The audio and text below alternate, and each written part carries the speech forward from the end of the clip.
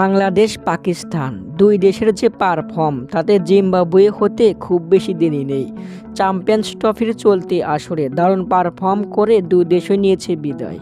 এবার এই দুই দেশকে নিয়ে সমালোচনা করলেন টাইগারদের সাবেক কোচ মহসিন শেখ। সদ্য সমাপ্ত বিপিএল সহ পিএসএল, বিগ ব্যাশ ও আইপিএলেও কাজ করেছেন মহসিন। এছাড়াও আফগানিস্তান, অস্ট্রেলিয়া ও পাকিস্তানের জাতীয় দলের হয়ে কাজ করেছেন তিনি। মহসিন বলেছেন, চ্যাম্পিয়ন্স ট্রফিতে বাংলাদেশ ও পাকিস্তানের মিল রয়েছে অনেক।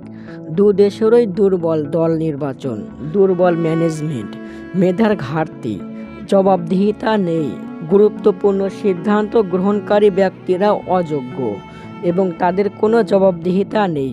ঘরোয়া ক্রিকেটে ভেঙে পড়েছে, অগ্রাধিকার নেই, ফলাফল একই। 2017 সালের পর থেকে দু দলই বাজে পারফরম্যান্সে ডুবে যাচ্ছে। আমার মনে হয় খুব বেশি দেরি নেই, শীঘ্রই জিম্বাবুয়ের মতো হয়ে যাবে দুই দেশ। জিম্বাবুয়ের মতো তাদেরকেও আইসিসির যে কোনো টুর্নামেন্টে অংশগ্রহণ করতে বাছাই পর্ব খেলতে হবে। এক সময় জিম্বাবুয়ে ছিল শক্তিশালী দল, তাদের সাথে এখন কেউ দ্বিপাক্ষিক সিরিজ খেলতে চায় না। বাংলাদেশ পাকিস্তানেরও একই পরিণতি হবে। 3 ফরম্যাটেই দুর্বল পাকিস্তান বাংলাদেশ।